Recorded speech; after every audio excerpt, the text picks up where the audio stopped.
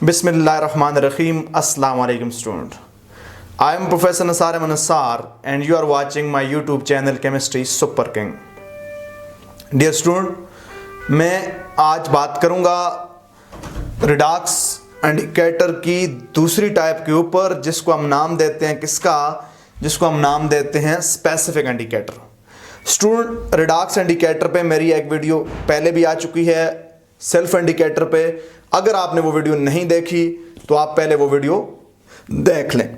Specific indicator क्या होते हैं? There are certain substances that react with specific oxidise और reduce form to produce color. Such substances are called specific indicator. हमारे पास कुछ ऐसी substances होती हैं जो एक ख़ास ऑक्सीडाइज या reduce फॉर्म के साथ रिएक्शन करके कलर प्रोड्यूस करती हैं। ऐसी सब्सटेंसेस को हम स्पेसिफिक इंडिकेटर कहते हैं। Starch indicator is the example of specific indicator.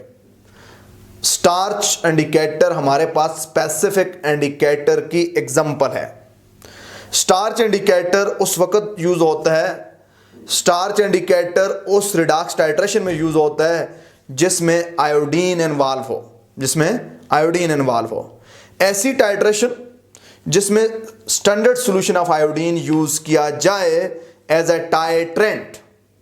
ऐसी टाइट्रेशन जिसमें standard solution of iodine use किया जाए एज ए टाइट्रेंट, ऐसी टाइट्रेशन को आयोडीमीट्री कहते हैं। ऐसी टाइट्रेशन को क्या कहते हैं स्टूडेंट? आयोडीमीट्री। याद रखना, आयोडीमीट्री इज रिडॉक्स टाइट्रेशन। अब स्टूडेंट क्या होता है, हम क्या कर सकते हैं, हमारे पास हाइड्रोजन सल्फाइड एज ए एनालेट होता है। आयोडीन का स्टैंडर्ड सॉल्यूशन हमारे पास ब्यूरोड में एज ए टाइट्रेंट होता है। तो ये हमारे पास क्या होगा, आयोडीन हमारे पास ऑक्सीडाइजिंग एजेंट है। तो ये इसका हमारे पास हाइड्रोजन 2 इलेक्ट्रॉन लॉस करेगा, वो 2 इलेक्ट्रॉन आयोडीन गेन करके आयोडाइड आयन बनाएगा, 7 हाइड्रोजन आयन बनेंगे, सल्फर इलादा हो जाएगा। इसी तरह स्टूडेंट हमारे पास स्टेनस आयन होता है। स्टेनस आयन 2 इलेक्ट्रॉन लॉस करेगा, स्टेनिक में कन्वर्ट होगा और वो 2 इलेक्ट्रॉन आयोडीन गेन करके आयोडाइड आयन बनाएगा। इसी तरह हमारे पास सल्फाइड आयन है। सल्फाइड आयन जब आयोडीन से मिलेगा in the presence of water, यहां पे क्या होगा स्टूडेंट? बहुत सिंपल सी बात है, ये ऑक्सीजन सिंपली यहां पे ऐड हो जाएगा, SO4 - 2 सल्फेट आयन बनेगा। अब हाइड्रोजन 2 इलेक्ट्रॉन लॉस करेगा, हाइड्रोजन आयन बनेंगे, वो 2 इलेक्ट्रॉन आयोडीन गेन करके आयोडाइड आयन बनाएगा। ये वो रिएक्शन है जिनमें iodine as a standard solution use हुआ। तो ये टाइट्रेशन आयोडीमीट्री कहलाएगी। स्टूडेंट, आयोडीमीट्री में हम क्या करते हैं? आयोडीमीट्री में हम स्टैंडर्ड सॉल्यूशन को ब्यूरोड के अंदर ले लेते हैं, आयोडीन के स्टैंडर्ड सॉल्यूशन को ब्यूरोड में ले लेते हैं और एनालेट को हम ले लेते हैं कॉनिकल फ्लास्क के अंदर।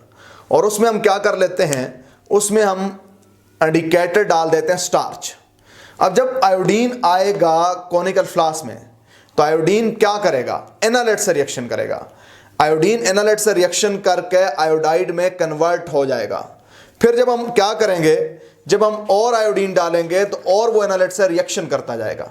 जब स्टूडेंट सारे का सारा एनालेट खत्म हो जाएगा, जब सारे का सारा स्टेनस आयन यहां पे खत्म हो जाएगा, अब जो एक्स्ट्रा आयोडीन आएगा, ये आयोडीन क्या करेगा? ये आयोडीन स्टार से मिलकर कॉम्प्लेक्स बनाएगा। स्टार से मिलकर जो कॉम्प्लेक्स बनाएगा तो इसका कलर आएगा, कैसा कलर आएगा? डार्क ब्लू कलर आएगा, जो इस बात की इंडिकेशन करेगा कि रिएक्शन क्या हो गया? कंप्लीट हो गया। रिएक्शन क्या हो गया? कंप्लीट हो गया। अब स्टार्च हमारे पास स्पेसिफिक इंडिकेटर इसलिए है कि ये सिर्फ आयोडीन के साथ कॉम्प्लेक्स बना के रिएक्शन कंप्लीशन की इंडिकेशन करता है। तो ये स्टूडेंट हमारे पास क्या थी? ये हमारे पास आयोडीमीट्री थी। इसी तरह स्टूडेंट हमारे पास क्या होता है? हमारे पास ऐसी टाइट्रेशन जिसमें आयोडीन लिबरेट की जाए, ऐसी टाइट्रेशन जिसमें आयोडीन लिबरेट की जाए, फिर वो लिबरेटेड आयोडीन को टाइट्रेट करें अगेंस्ट स्टैंडर्ड सोडियम थायोसल्फेट। ऐसी टाइट्रेशन को हम क्या कहते हैं? ऐसी टाइट्रेशन को आयोडोमीट्री कहते हैं। यानी titration in which direct standard solution of iodine is not used, rather iodine is liberated and then liberated iodine is titrated against the standard solution of thiosulfate, sodium thiosulfate. Such titration is called iodometry. Iodometry बी redox titration, याद रखना। इस titration में भी क्या होता है, starch indicator use होता है। अब स्टूडेंट इस टाइट्रेशन में होता क्या है, इस टाइट्रेशन में हम नॉर्मली हमारे पास जो एनालिट होता है, हमारे पास जो एनालिट होता है उस एनालिट में हम एक्सेस ऑफ आयोडाइड आयन डाल देते हैं। जब एक्सेस ऑफ आयोडाइड आयन डालेंगे, आयोडाइड आयन एनालिट से रिएक्शन करेंगे, एनालिट से रिएक्शन करके आयोडीन प्रोड्यूस करेंगे। अब ये जो आयोडीन प्रोड्यूस हुई है हम ये फाइंड करेंगे using sodium thiosulphate standard solution as a titrant. अब अगर एनालिट कम हुआ तो कम आयोडीन प्रोड्यूस हुई होगी, जो हम आयोडीन मालूम करेंगे अगर उसकी मिकदार कम आई तो एनालिट भी कम होगा, अगर एनालिट ज्यादा हुआ तो ज्यादा आयोडाइड आयन रिएक्शन करके ज्यादा आयोडीन प्रोड्यूस करेंगे, और जो सोडियम थायोसल्फेट से हमने आयोडीन मालूम की होगी उसकी मिकदार ज्यादा आएगी। तो इससे हमें पता चलेगा कि एनालिट भी क्या है स्टूडेंट, ज्यादा है। इसे इनडायरेक्ट टाइट्रेशन भी कहते हैं, इसे बैक टाइट्रेशन भी कहते हैं। अब यहां पे क्या होता है, फॉर एग्जांपल मेरे पास क्रोमेट आयन है स्टूडेंट, मेरे पास डाई क्रोमेट आयन है जिनका कलर क्या होता है, येलो कलर होता है जी। अब स्टूडेंट मैं क्या करूंगा, डाई क्रोमेट आयन में मैं एक्सेस ऑफ आयोडाइड आयन डाल दूंगा। आयोडाइड आयन क्या करेंगे, आयोडाइड आयन क्रोमेट आयन से रिएक्शन करके आयोडीन लिबरेट करेंगे। ये रिएक्शन एसिडिक मीडिया में होता है, Cr2O7-2 plus iodide ion plus hydrogen ion, इससे बनेगा chromium +3 plus iodine plus water. Student अगर हम इसको बैलेंस करेंगे तो यहां पे हमें 7 लगाना पड़ेगा क्योंकि 7 ऑक्सीजन है, यहां पे 14 लगाना पड़ेगा, यहां पे हमारे पास 2 लगाना पड़ेगा, यहां पे हमारे पास क्या लगाना पड़ेगा, 2 लगाना पड़ेगा। अब स्टूडेंट जब इसको हम बैलेंस करते हैं तो यहां पे 6 लगाना पड़ेगा और यहां पे 3 लगाना पड़ेगा, ठीक है जी। अब क्या होता है, क्रोमेट आयन में हम आयोडाइड आयन डालेंगे, आयोडाइड आयन क्या करेंगे, क्रोमेट से रिएक्शन करके आयोडीन बना लेंगे। अब ये जो आयोडीन बनी है इस आयोडीन की मिकदार हम फाइंड करेंगे with the help of standard solution of sodium thiosulphate. अब स्टूडेंट क्या होगा, इस टाइट्रेशन में भी स्टार्च इंडिकेटर यूज होगा। अब हम क्या करेंगे, हमारे पास डाइक्रोमेट आयन था, उसमें हमने आयोडाइड आयन डाल के फौरन स्टार्च डाल दी।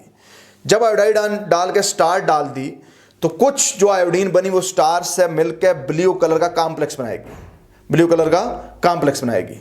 अब हम क्या करेंगे, अब हम ऊपर से ऐड करते जाएंगे सोडियम थायोसल्फेट। सोडियम थायोसल्फेट क्या करेगा, सोडियम थायोसल्फेट आयोडीन से रिएक्शन करता जाएगा, आयोडीन से रिएक्शन करता जाएगा जो अवेलेबल आयोडीन है, क्योंकि जो आयोडीन प्रोड्यूस हुई है उसमें से थोड़ी सी स्टार्च से रिएक्शन करके कॉम्प्लेक्स बन गया, बाकी आयोडीन अवेलेबल है। अब वो सोडियम थायोसल्फेट आयोडीन से रिएक्शन करता जाएगा। जब सारी अवेलेबल आयोडीन खत्म होगी उसके बाद जो सोडियम थायोसल्फेट आएगा वो स्टार्च आयोडीन के कॉम्प्लेक्स को तोड़ के उस आयोडीन से रिएक्शन करेगा। जब स्टार्च आयोडीन का कॉम्प्लेक्स टूटेगा तो डार्क ब्लू कलर जो शुरू में था कलरलेस हो जाएगा। जब सॉल्यूशन डार्क ब्लू से कलरलेस हुआ तो हमें अंदाजा हो जाएगा कि रिएक्शन क्या हो चुका है, रिएक्शन कंप्लीट हो चुका है, हमारा एंड पॉइंट आ चुका है। तो इस तरह जो आयोडोमेट्री होगी, आयोडोमेट्री में शुरू में डार्क ब्लू कलर होगा क्योंकि स्टार्च यहां पे आयोडीन से कॉम्प्लेक्स बनाती है, और फिर सोडियम थायोसल्फेट क्या करता है, पहले जो लिबरेटेड आयोडीन होती है जो स्टार्च से रिएक्शन जिसने नहीं किया होता उससे रिएक्शन करती जाती है। जब वो सारे आयोडीन खत्म हो जाएं फिर sodium thiosulphate starch iodine complex से आयोडीन को फ्री करके उससे रिएक्शन कर लेती है, स्टार्च लादा हो जाता है और कलर डार्क ब्लू से कलरलेस हो जाता है, जो हमें इंडिकेशन देता है कंप्लीशन ऑफ रिएक्शन की। तो ये स्टूडेंट हमारे पास दूसरी टाइप का इंडिकेटर था रिडॉक्स टाइट्रेशन में, जिसको हमने नाम दिया स्पेसिफिक इंडिकेटर का। तो स्पेसिफिक इंडिकेटर की कोई और एग्जांपल क्या है, another example of specific indicator is potassium thiocyanate. Potassium thiocyanate जो यूज होता है for the titration of iron 3 with titanium 3 sulfate, iron 3 with titanium 3 sulphate की टाइट्रेशन में हमारे पास पोटेशियम थायोसाइनेट यूज होता है। ये भी स्टूडेंट क्या है, ये स्पेसिफिक इंडिकेटर है। ये हमारे पास दूसरी एग्जांपल है स्पेसिफिक इंडिकेटर की। तो स्टूडेंट ये था आज का हमारा सेशन। अगर आपने मेरी सेल्फ इंडिकेटर वाली वीडियो नहीं देखी वो भी आप लाजमी देख लें, वो मौजूद है मेरे चैनल के ऊपर। और फिर उसके बाद ये स्पेसिफिक इंडिकेटर वाली वीडियो देखें। नेक्स्ट सेशन मेरा आएगा true redox indicator, very important video है, उसका इंतजार कीजिएगा। आप अगर आपको कोई प्रॉब्लम हो तो आपने लाजमी कमेंट सेक्शन में क्वेश्चन पूछना है। मेरे इन सेशन को आपने बाकी दोस्तों के साथ भी शेयर करना है, दूसरे इंस्टीट्यूट के अंदर जो एनालिटिकल केमिस्ट्री के स्टूडेंट हैं उनके साथ भी आपने शेयर करना है, ताकि मैक्सिमम लोगों को इससे क्या हो जाए, फायदा हो जाए। तो आज का सेशन यहाँ पे ख़त्म करते हैं। Stay at home, stay safe, अपना और अपने अहले खाना का ख्याल रखिएगा। Thank you very much.